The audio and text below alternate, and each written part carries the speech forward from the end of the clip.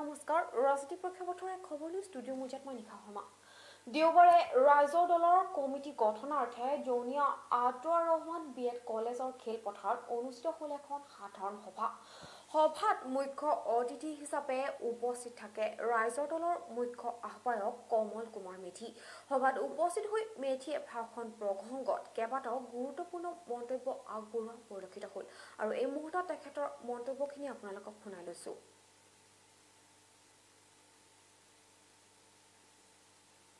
আৰু বিজেপি নেতৃত্বই আমি দেখিছিলো যে হৰাইঘাটৰ ৰণ কেতিয়া অসমত আকৌ মোগলৰ বিৰুদ্ধে যুদ্ধৰ ঘোষণা কৰা দেখিছো হিমন্ত বিশ্ব শৰ্মা আৰু বিজেপি নেতৃত্বই আমি দেখিছিলো যে হৰাইঘাটৰ ৰণ কেতিয়াবাই শেষ হ'ল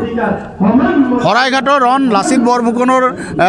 সেনাপতিত্বত কেতিয়াবাই আমি জিকি গ'লো সেই ৰণ আমি কেতিয়াবাই জিকি আহিলো যোৱা 2016 চনৰ নিৰ্বাচনতো কোৱা হৈছিল যে হৰাইঘাটৰ ৰণ আকৌ এতিয়া মোগলৰ বিৰুদ্ধে নতুন সভ্যতাৰ এটা যুঁজ বুলি হিমন্ত বিশ্বৰ নতুন ৰাজনীতি আৰম্ভ কৰিছে অসমত আমি এজন জীৱিত মোগলক বিচাৰি পাইছো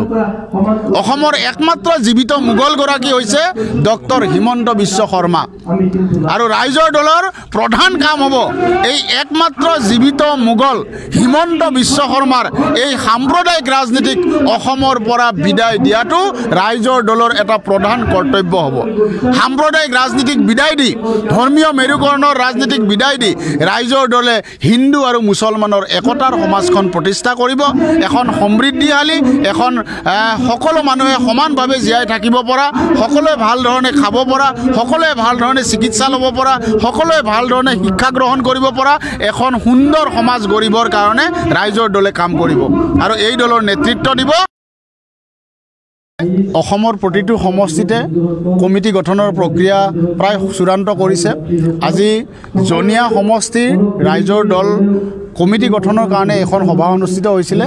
আৰু আজি এখন জনিয়াত এখন সমষ্টি কমিটি গঠন হৈছে আৰু এই সভালৈ আমি আহি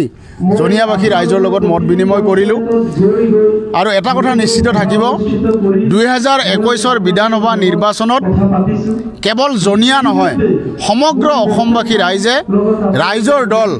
আৰু নতুনকৈ গঠিত আঞ্চলিক শক্তিক ভোট দিবৰ কাৰণে উদগ্ৰীৱ হৈ আছে 2021 চনত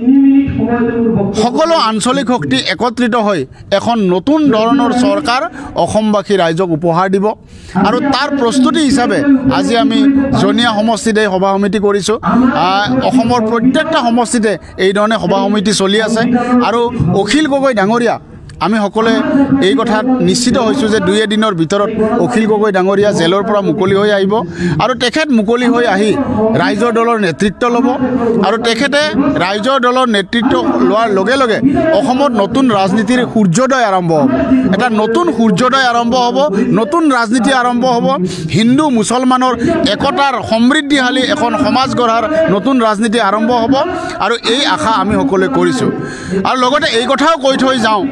যদি কিবা কাৰণত বিজেপি চৰকাৰে অখিল গগৈ ডাঙৰীয়াক মুকলি কৰি নিদিয়ে তেনেহ'লে আমি ৰাইজৰ দলৰ নেতৃত্বক অনুৰোধ জনাম অখিল গগৈ ডাঙৰীয়াক অনুৰোধ জনাম যে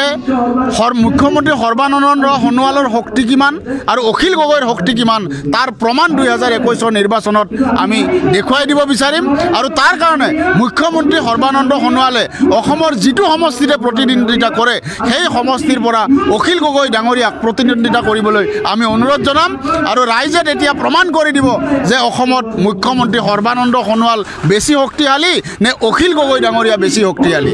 আৰু এই প্ৰত্যাহ্বান মুখ্যমন্ত্ৰীগৰাকীয়ে ল'ব লাগিব বিজেপি দলে ৰঞ্জিত দাস ডাঙৰীয়াই এই প্ৰত্যাহ্বান গ্ৰহণ কৰিব লাগিব যদিহে তেওঁলোকে জেলৰ পৰা অখিল গগৈক মুকলি কৰি নিদিয়ে অসমৰ প্ৰতিটো